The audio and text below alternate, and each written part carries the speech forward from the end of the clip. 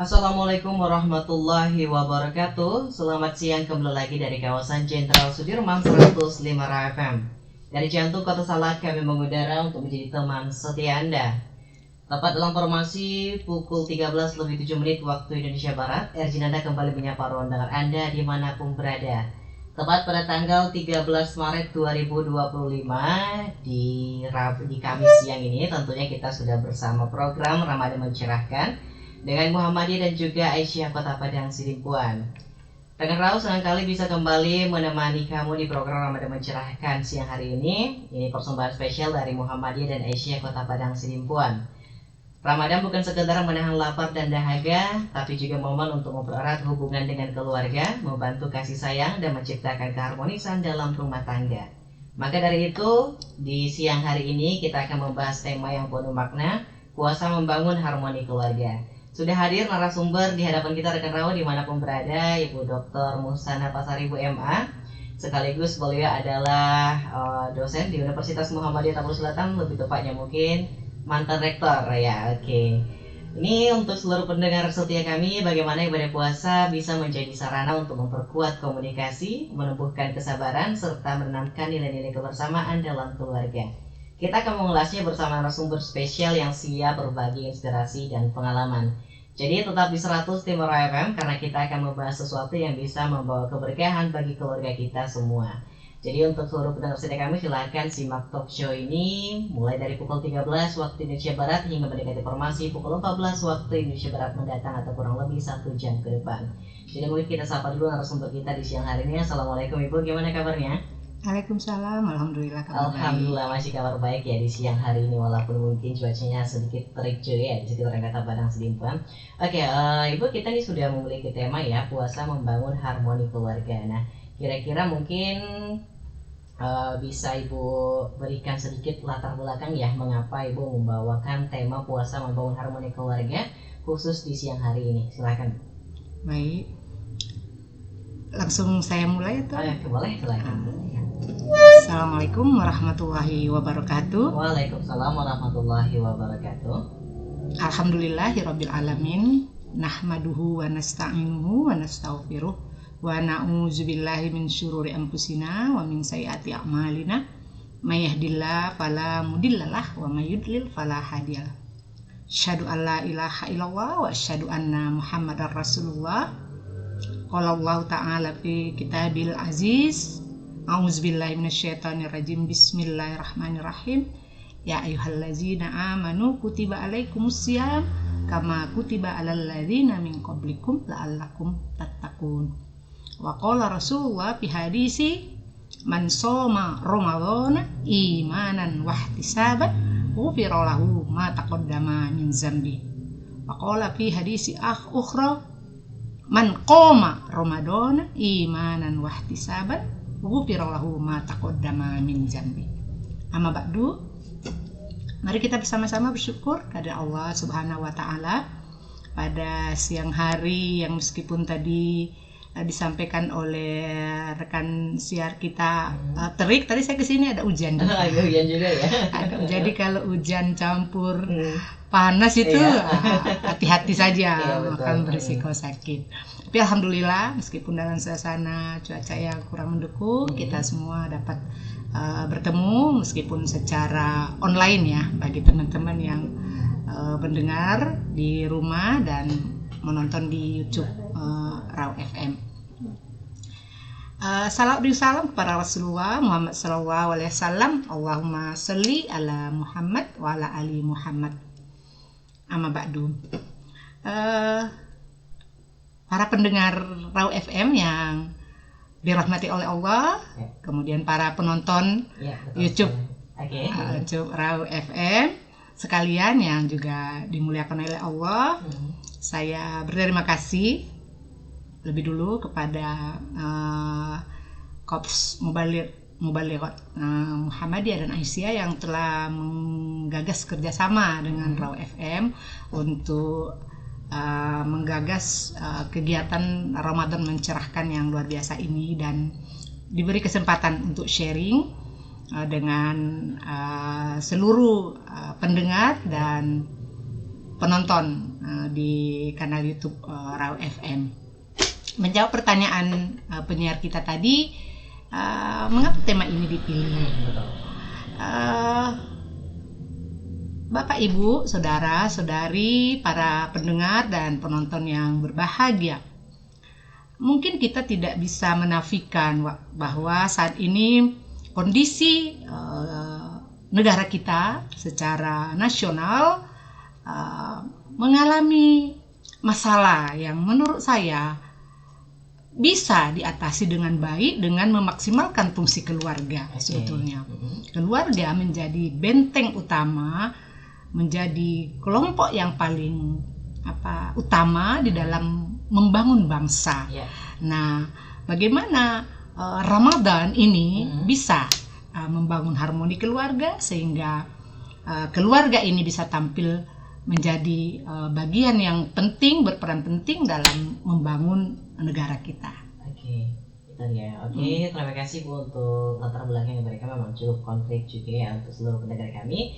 Oke, mungkin kalau kita berbicara mengenai keharmonisan keluarga nih Bu ya, biasanya ini menjadi cerita kebersamaan saat sahur, berbuka puasa, tarawih bareng, atau mungkin momen yang lebih memahami arti keluarga ya di bulan suci ini ya. Jadi untuk seluruh pendengar setia kami boleh ya mengirimkan mungkin pertanyaan atau mungkin yang ingin ditanggapi oleh narasumber kita di siang hari ini, menghubungi langsung aja di nomor kami 0822 99996105 atau komen di live sosial media kami. Nanti kita akan bacakan dan juga akan ditanggapi oleh narasumber kita di siang hari ini. Oke, mungkin untuk Ibu bisa disampaikan mungkin materi awalnya seperti apa kira-kira untuk siang hari ini. Silakan Bu. Baik, terima kasih. Menindaklanjuti apa yang sudah saya sampaikan di awal tadi. Sebetulnya Islam sebagai agama yang paling benar, setidaknya menurut persepsi Al-Quran, mengajarkan kepada kita, terutama di dalam Al-Quran surah At-Tahrim ayat 6 itu, Allah memerintahkan kepada seluruh diri untuk menjaga diri dan keluarganya. Nah, sebagaimana yang berbunyi, ya ayyuhalladzina amanu qu anfusikum wa ahlikum naron. Jadi kita harus terlebih dahulu menjaga diri kita dan keluarga kita sebelum kita bergerak keluar dari rumah, mencari tanggung jawab dan pekerjaan-pekerjaan lain yang melibatkan orang lain. Kita beresi dulu di rumah kita, karena menurut Allah itu yang harus diutamakan. Nah, oleh karena itu keluarga-keluarga harus berusaha memberikan edukasi, pendidikan, bimbingan, insight, knowledge kepada anggota keluarganya dengan sangat maksimal. Sehingga keluarga sebagai benteng utama pertahanan bangsa dan negara ini bisa terbangun sejak dini. Sekarang kan kita lihat kadang-kadang kalau kita tidak menutup mata, banyak keluarga-keluarga ini yang tidak saling peduli. Ya, bahkan saya sering membaca baik di media tulis, media cetak gitu, bahkan menonton gitu ya di medsos, platform medsos itu, bahwa banyak generasi muda kita itu yang fatherless, motherless. Sebetulnya bukan karena ketiadaan ayah sebagai fisiknya, bukan ketiadaan ibu, tapi kehilangan peran ibu dan ayah. Bahkan banyak yang ayah dan ibunya pejabat, ya, bekerja seharian di luar, ya, 24 jam sehari, bahkan kalau boleh kadang-kadang tidak pulang, saking sibuknya. Ibu juga begitu, sehingga anak kehilangan peran orang tua gitu. Mungkin di 11 bulan itu itu memang harus terjadi. Saya sebagai wanita pekerja juga kadang-kadang merasakan itu. Tapi kan Allah beri kesempatan ternyata. Nah, di bulan Ramadan ini selama 29 hari atau 30 hari hitungan Ramadan kita itu diberikan kesempatan untuk lebih lama bersama ibu dan ayah. Ya kan? Bagaimana nanti cara membangunnya dan lain-lain nanti akan coba kita ulas pada bagian berikutnya ini. Mungkin untuk Ibu ya, satu tanggapan pertama katanya ini, itu puasa itu katanya yang sering dianggap sebagai momentum refleksi diri. Nah, katanya itu bagaimana sebenarnya puasa itu bisa menjadi sarana untuk membangun harmoni dalam keluarga? Itu yang pertama sekali. Itu silakan Kak. Baik, terima kasih pertanyaan yang luar biasa ini. Itu tadi. Jadi ketika 11 bulan itu ya, ibu dan ayah hampir kehilangan waktu ya untuk berada di rumah bersama anak-anak, meskipun tidak secara keseluruhan keluarga seperti itu, tapi mayoritas kan kita lihat kenyataannya ibu dan ayah ini bekerja, apakah bekerja formal atau non formal dan lain-lain. Nah, di dalam bulan Ramadan biasanya kantor itu kan pulang lebih cepat, ya, sekolah pulang lebih cepat, bahkan toko-toko juga membolehkan karyawannya pulang lebih cepat. Betul. Supaya bisa berbuka di rumah. Nah, kesempatan-kesempatan yang diberikan oleh Allah Subhanahu wa taala dengan menjadikan bulan Ramadan ini sebagai kegiatan kita beribadah Ramadan juga ternyata bisa banget kita gunakan untuk membangun harmoni keluarga. Biasanya hampir jarang lah menurut saya ya kita bisa makan malam bareng. Iya enggak? Adik-adik, apalagi adik-adik mahasiswa gitu kan, masih di kampus, masih kerja tugas dan lain-lain gitu kan. Anak sekolah juga begitu, orang tua masih di kantor dan lain-lain. Nah, biasanya kalau di bulan Ramadan kan lebih cepat. Betul sekali. Sampai di rumah lebih awal sebelum berbuka puasa, dan momen makan malam itu sebetulnya banyak keluarga yang merasakan mahalnya nilai makan malam bersama itu. Nah, kalau di bulan Ramadan bisa buka puasa bersama, makan malam bersama, sehingga kehangatan, keintiman dan kemesraan itu bisa terasa di meja makan. Karena memang orang bilang berbicara di meja makan itu biasanya berbicara tentang hal-hal yang menyenangkan. Nah, betul sekali.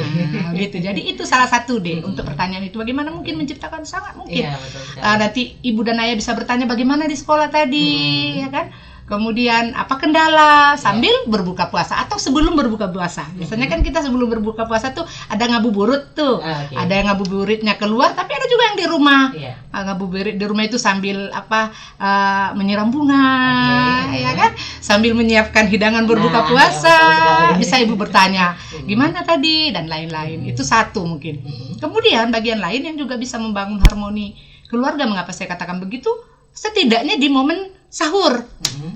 Iya nggak? Berapa banyak kita yang tidak bisa makan sarapan bersama?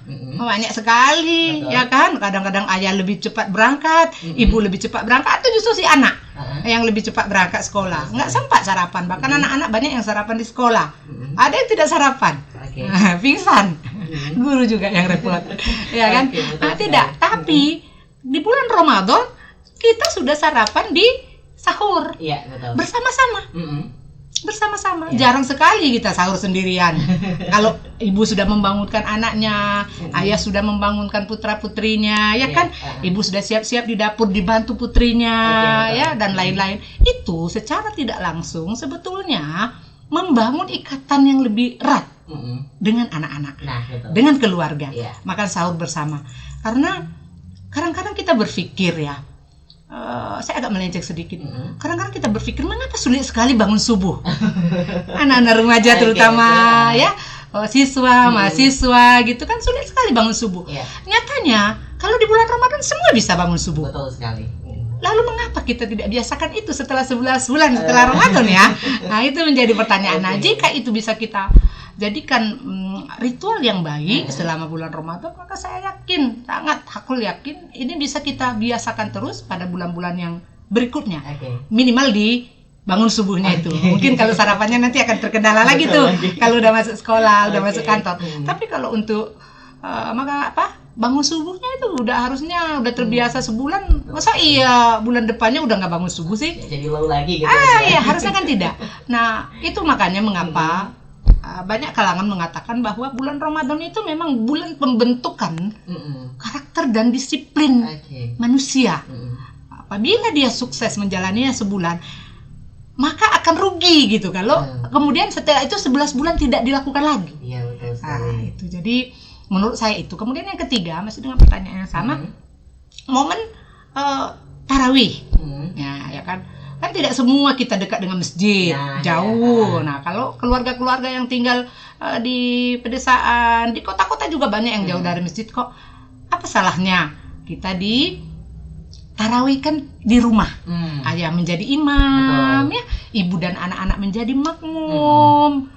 Di situ akan terbangun hubungan spiritual yang lebih dalam gitu ketika mereka melihat ayahnya memimpin sholat. Dan ayah sendiri tentu kan nantinya akan merasa, saya belum cukup nih, 11 surat pendek saya nih, ya. Dia akhirnya berusaha untuk menghafal kan, masa itu aja diulang di 4 rakaat pertama, kalau yang 4 rakaat, kalau yang 2 rakaat pertama, 2 rakaat berikutnya 2 rakaat, masa kul huwallah terus, ya kan, akan berusaha sebulan berjelang Ramadan dia kan siap-siap, nanti didengar anak-anak kok, anaknya lebih banyak hafalan, atau justru kalau ayahnya tidak memiliki kemampuan untuk menjadi imam, mungkin anak-anaknya ada yang sudah siap pula menjadi imam. Mungkin jadi santri atau tidak menjadi santri pun, tapi belajar agama dengan baik, menjadi hafid. Nah, itu kan bisa menjadi imam di keluarga itu, sehingga mereka bisa merasakan kenikmatan beribadah secara bersama-sama. Apalagi kalau dilanjutkan dengan tadarus. Tadarus bersama-sama, saling saling mentahsin. Itu nggak berdengung loh. Ini tidak, itu ibunya atau saudaranya itu kan akan membangun keharmonisan, kemesraan, gitu, keintiman di antara keluarga. Terima kasih untuk Ibu udah memaparkan sangat jelas sekali untuk satu pertanyaan itu udah semua dikupas tuntas ya untuk pertanyaan. Tapi mohon maaf sekali, mungkin karena memang ini spesial narasumbernya juga di siang hari ini pertanyaan mungkin berjibun untuk Ibu. Salah satunya sudah masuk dari via chat WhatsApp kita ya, saya bacakan ya Bu ya. Katanya, Assalamualaikum Ibu, katanya. Saya Huda dari WM Tapsel, katanya. Hendak bertanya bagaimana tips membangun keakraban keluarga di bulan Ramadan. Katanya di mana keluarga tersebut terpencar di perantauan yang jauh. Terima kasih sebelumnya, wassalam. Silakan beri tanggapi. Masya Allah, pertanyaan luar biasa ya. Memang benar.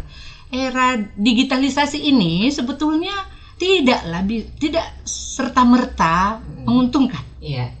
Ada juga sisi-sisi di mana kita merasakan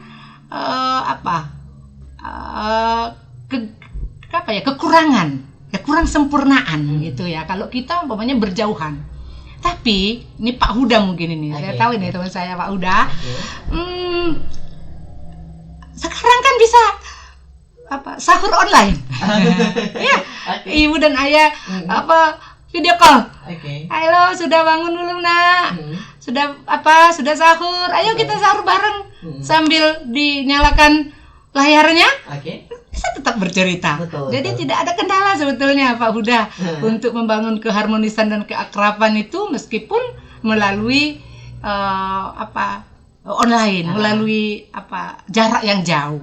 Justru malah sekarang orang tidak lagi merasa jauh. Yang jauh itu justru yang dekat menjadi jauh.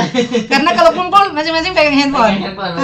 Tidak ngobrol, tidak bicara gitu kan, kumpul 4 orang makan bareng, bukber. Coba perhatikan kalau yang bukber itu masing-masing pegang handphone, abadikan momen ya kan, malah nggak ngobrol. Nah, kita dengan jauh itu mungkin kita merasa penting untuk ngobrol. Jauh loh di luar sana, sekali-sekali bisa video call, justru bisa kita lakukan untuk ngobrol, berbagi ya pengalaman hari itu, atau mungkin berbagi hal-hal lain yang mungkin tidak kita temukan di tempat kita tapi ada di tempat anak atau keluarga kita kan. Di sana buka puasa pakai apa mah? Wah, kolak. Wah, kalau di Sulawesi nggak ada kolak, adanya pisau hijau. Pisang hijau gitu. Oh ya, seperti apa modelnya gitu. Nah, ini ditunjukin gitu kan. Jadi sering bukaan ya bentuknya dan lain-lain. Saya pikir justru itulah kita manfaatkan saja era digitalisasi ini untuk tetap bisa membangun keakraban di antara kita. Itu dia untuk Pak Huda, semoga menjawab ya yang disampaikan oleh narasumber di siang hari ini. Itu ada dikupas tuntas juga ya. Mungkin untuk Ibu satu tanggapan lagi sebelum kita jeda ya. Di bulan Ramadan ini sebenarnya kita dianjurkan untuk lebih sabar dan menahan emosi. Nah, tapi kadang justru di bulan Ramadan ini muncul ketegangan dalam keluarga.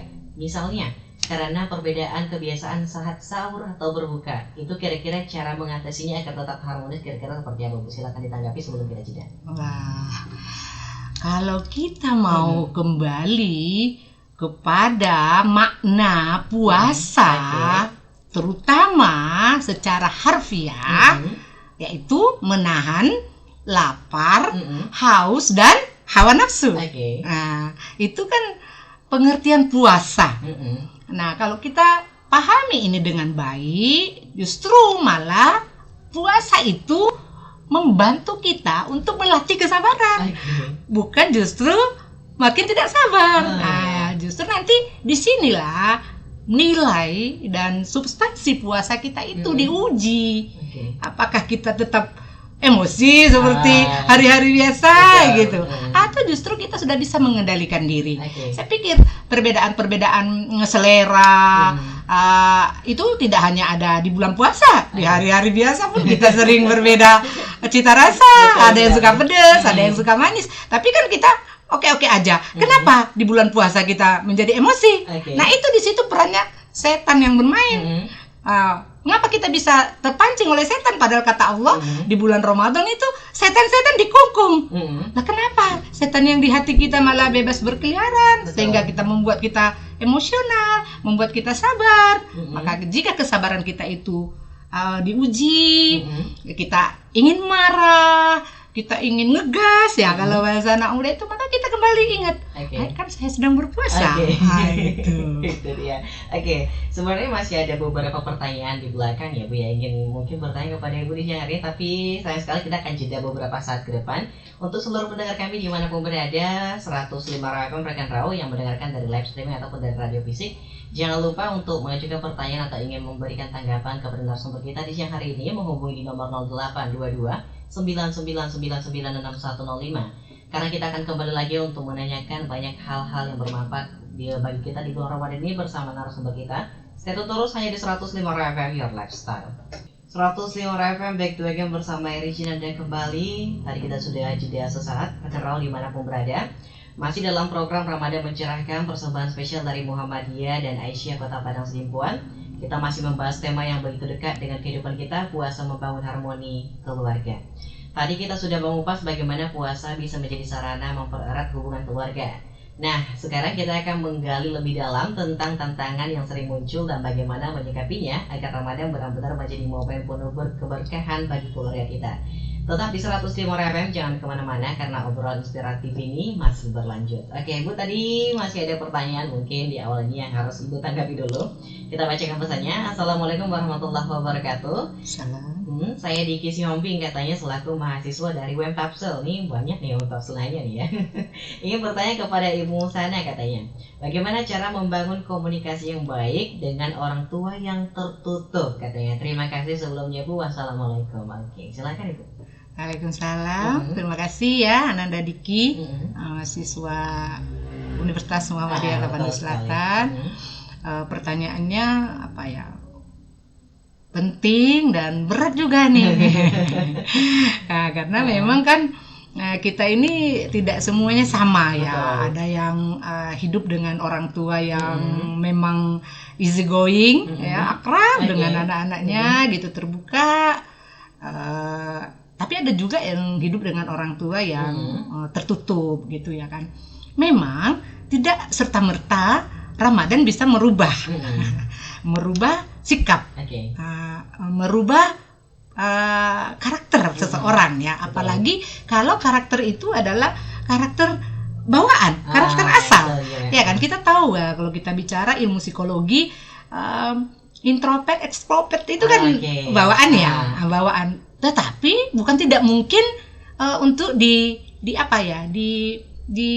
dieksplor sehingga bisa lebih ekstrovert bagi yang introvert tadi ya, gitu ya kan. Ada beberapa trik dan tips mungkin yang bisa dilakukan bagaimana untuk pindah dari zona atau sikap yang ekstrovert itu ke introvert ya. Tapi memang karena di waktu Ramadan itu kita punya keluangan waktu yang lebih, saya katakan lebih ya, bukan berarti waktunya sama tetap 24 jam, kebersamaannya lebih banyak ya, minimal di saat berbuka, di saat sahur, kemudian di saat tarawih, di saat tadarus Quran ya kan. Maka dengan semakin bertambahnya porsi Oke. waktu, ya, bertambah kualitas waktu, kuantitas waktu, maka barangkali kita lebih banyak membiasakan diri berdiskusi dan berdialog dengan orang tua kita.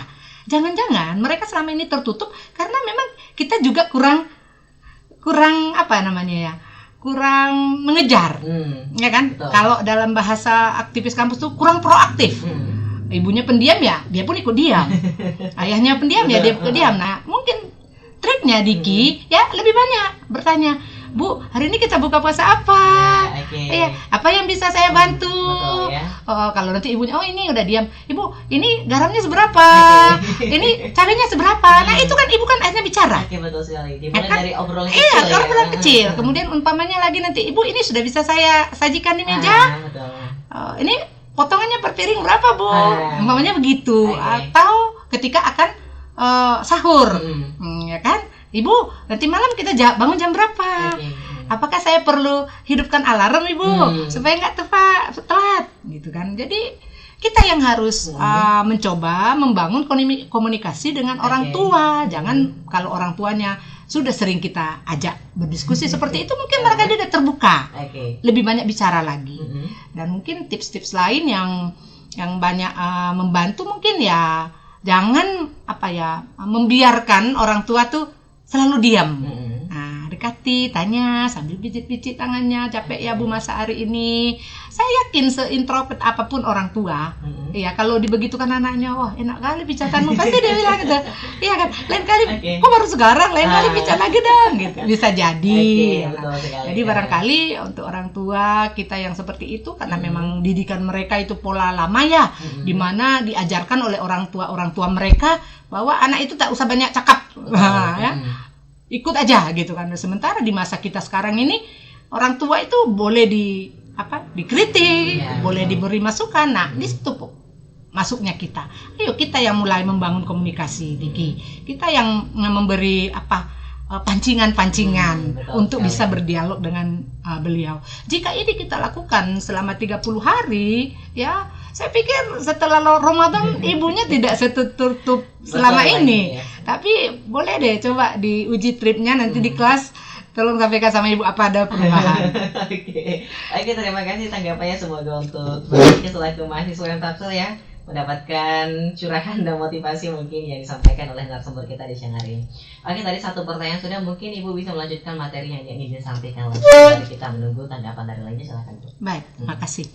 Jadi kembali ke aspek awal tadi. Iya. Kita kan semua tahu bahwa keluarga ini tidak bisa melepaskan tanggung jawabnya kepada lingkungan. Iya. Tidak bisa melepaskan tanggung jawabnya kepada institusi pendidikan. Betul. Apalagi kepada pertemanan dan circle anak semata. Keluarga harus mengambil porsi terbesar dalam mempersiapkan anggota keluarganya untuk bisa menjadi pribadi-pribadi yang takwa, pribadi yang soleha, ya. Karena kalau tanggung jawab itu dilepaskan, ya, maka Allah Subhanahu Wa Taala sebagaimana yang saya katakan tadi di dalam ayat At-Tahrim itu sudah jelas mengatakan bahwa tidaklah benar kita jika lebih mendahulukan membina orang lain daripada diri sendiri dan keluarga. Nah, di dalam melakukan edukasi dan bimbingan kepada generasi kita yang kita lahirkan atau yang bukan kita lahirkan, yang ada di rumah kita itu sebetulnya Al-Quran tidak kekurangan teori. Betul. Tidak kekurangan teori. Coba nanti kita cek di dalam Al-Quran surat Luqman. Ya, di dalam surat Luqman ayat 12 sampai 19 itu kunci utama. Bagaimana cara mendidik generasi kita, anak-anak kita, ya, bagaimana pondasi yang diharuskan oleh ajaran Islam kepada kita. Di dalam Al-Quran surah Al-Luqman itu Allah sampaikan, Bismillahirrahmanirrahim, wa iz qala Luqmanu li ibnihi ya bunayya la tusyrik billah inna syirka la zulmun azim.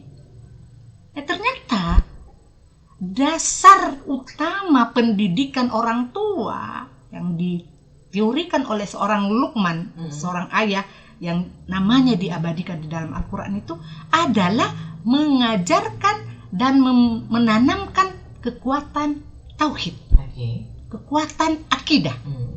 Ya. Jangan sekali-kali syirik. Betul.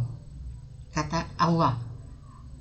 Jadi kalau tauhid dan akidah sudah ditanamkan dengan benar, dengan lurus, dengan kuat di rumah sejak dini, ya, sejak dini, let's say mulai dari umur sudah mengenal lah ya.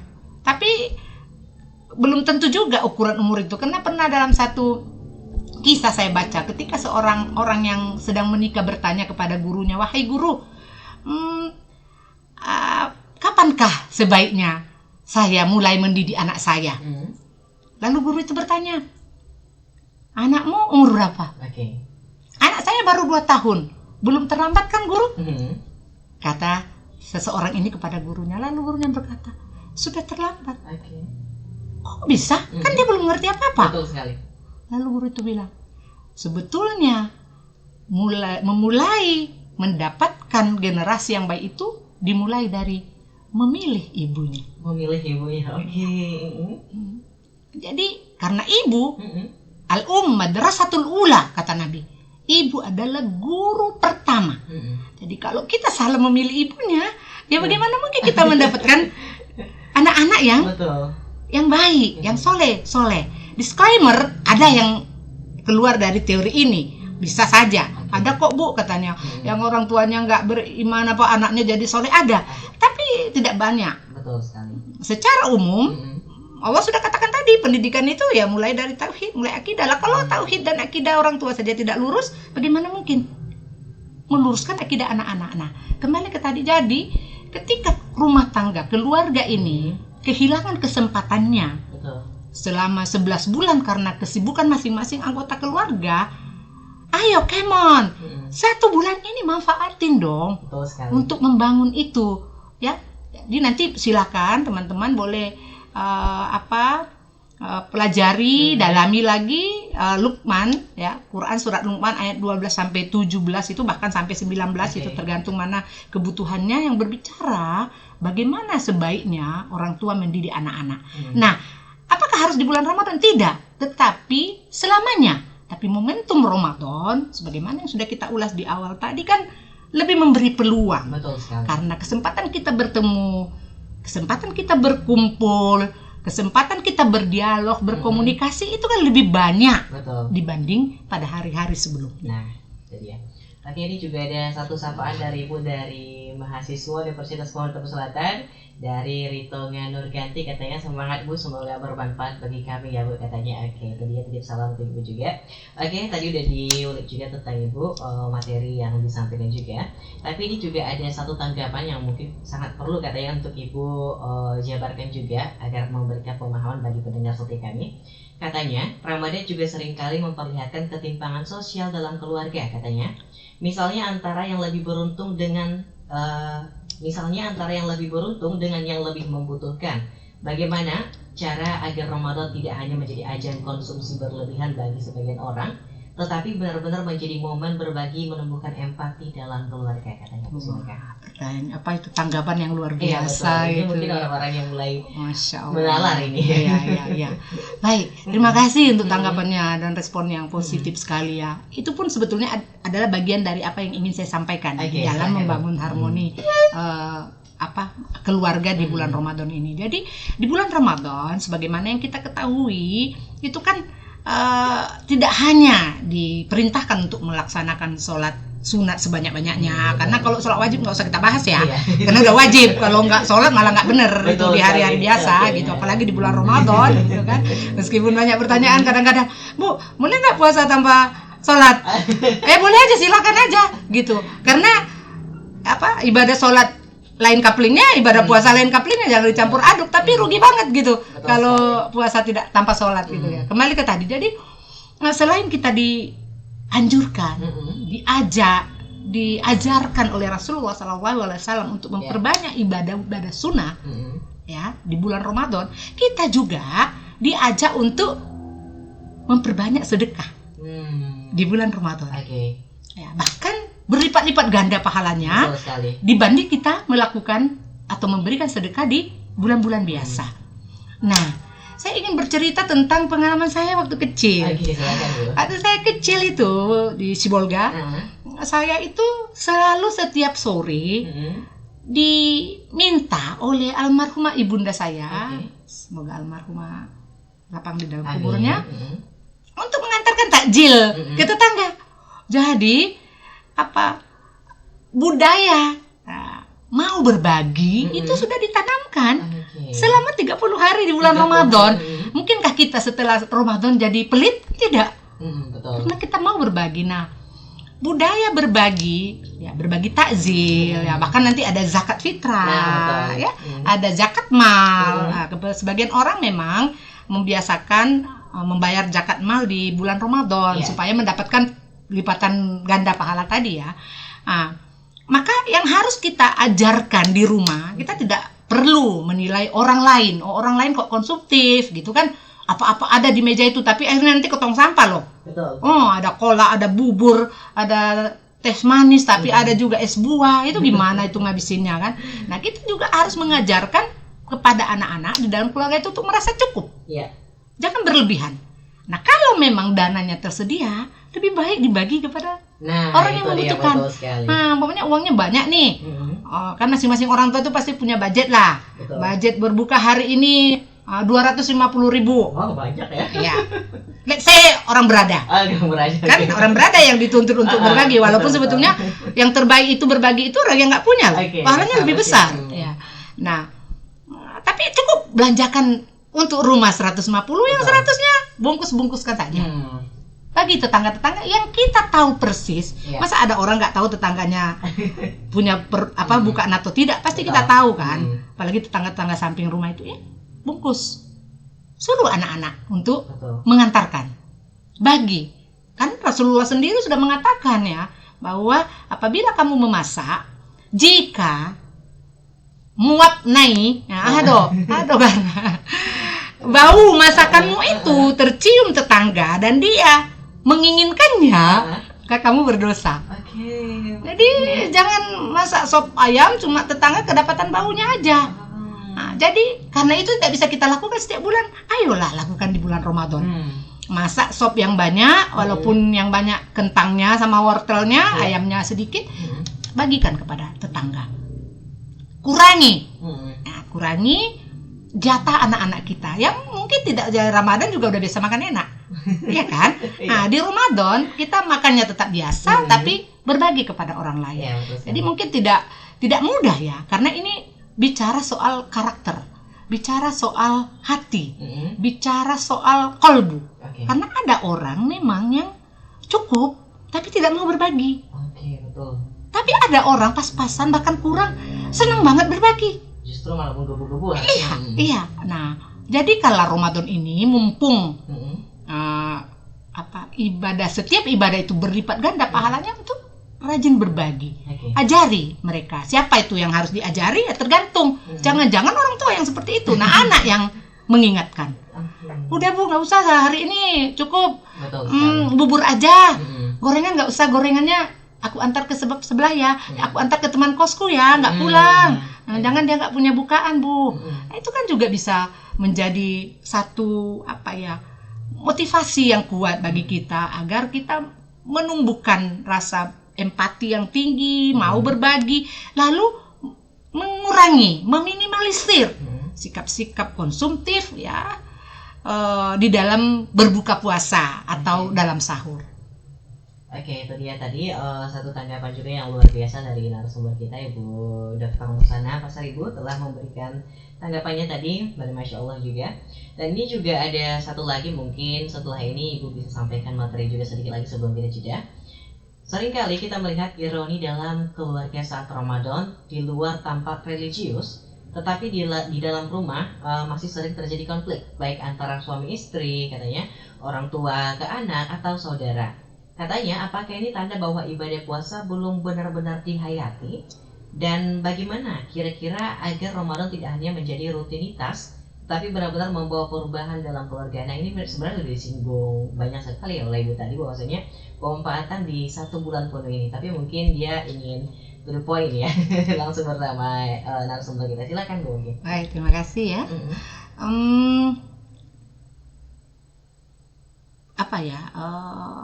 Rasulullah SAW pernah mengatakan, seandainya umatku tahu betapa nikmatnya berpuasa, maka niscaya mereka akan meminta setahun itu selamanya bulan Ramadan. Setahun penuh. Iya, Ramadan itu setahun penuh.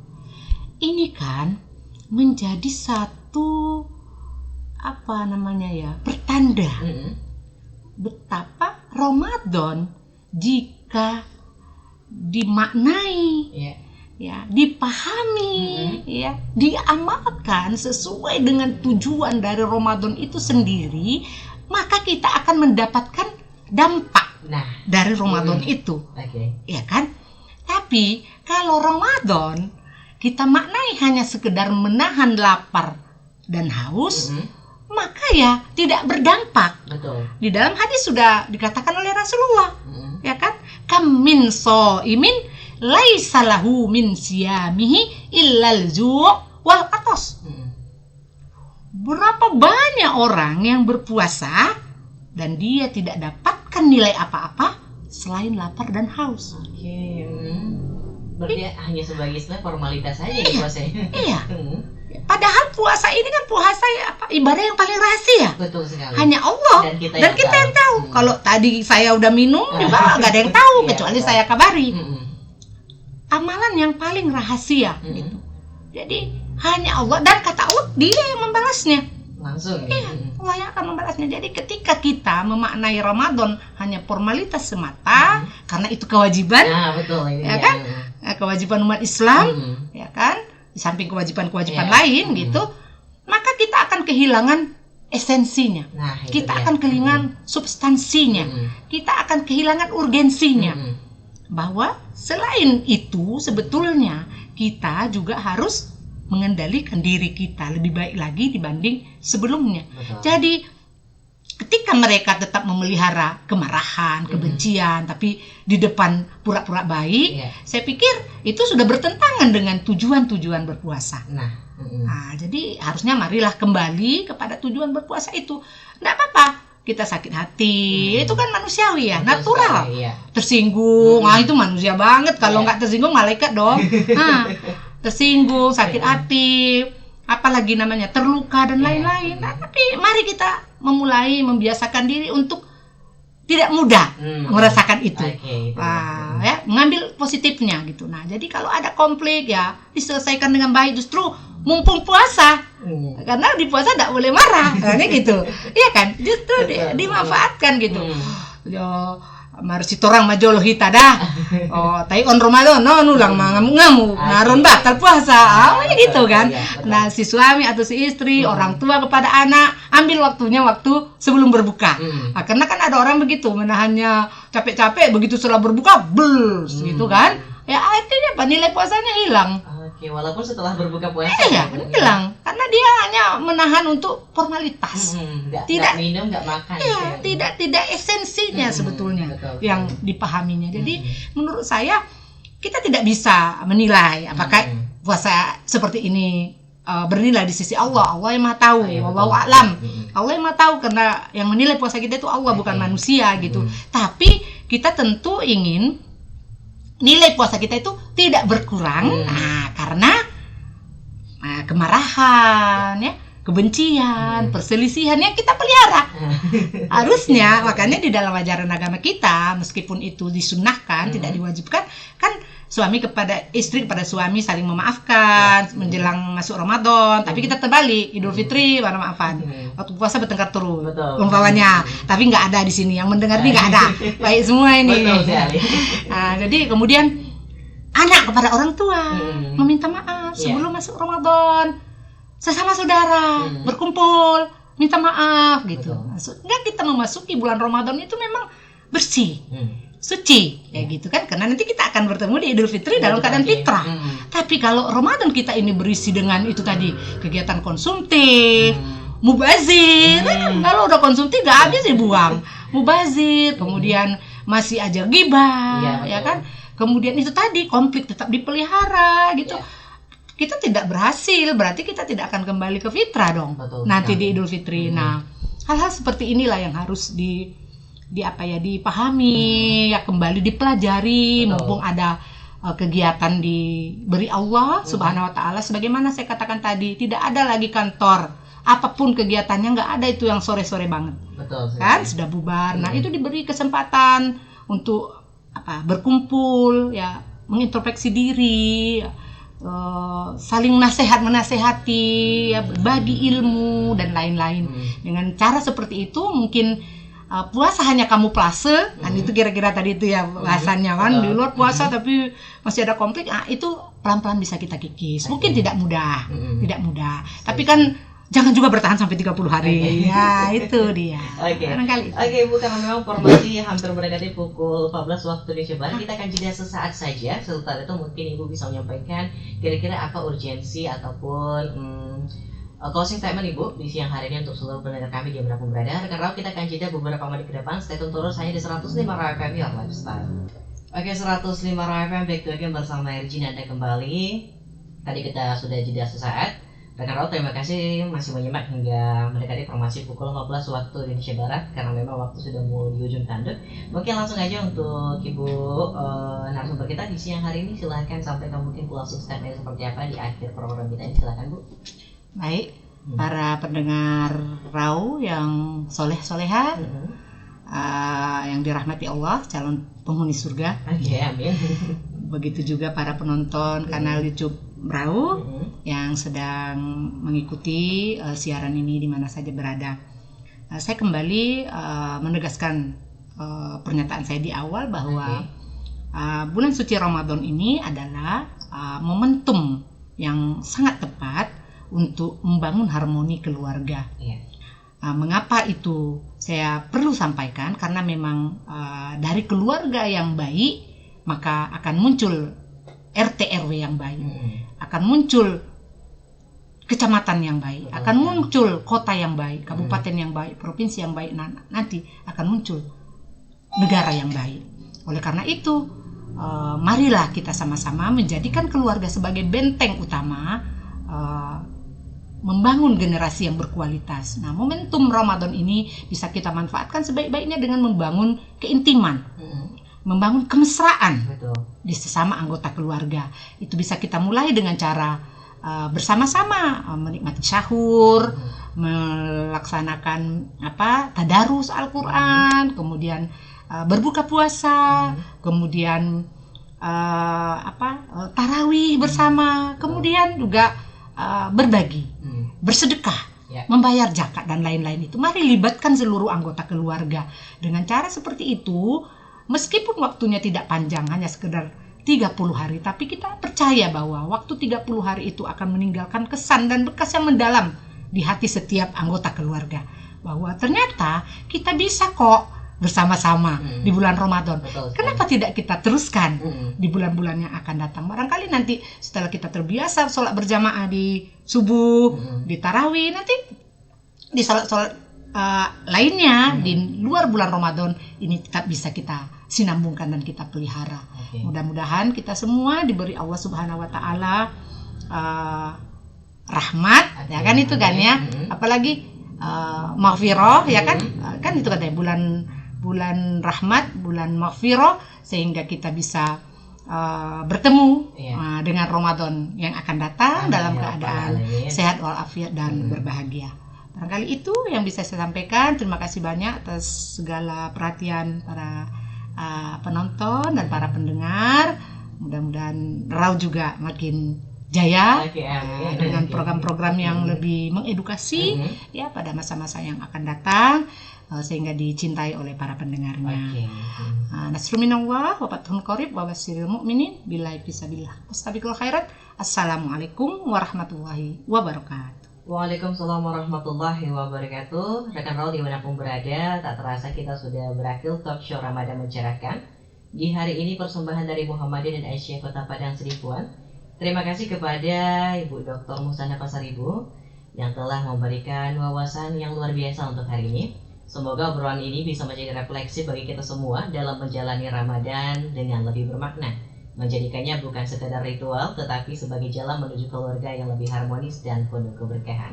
Saya Jinanda pamit undur diri, tetap sehat, tetap semangat, dan terus tebarkan kebaikan di bulan suci ini. Sampai jumpa di program Ramadan Mencerahkan berikutnya. Wassalamualaikum warahmatullahi wabarakatuh.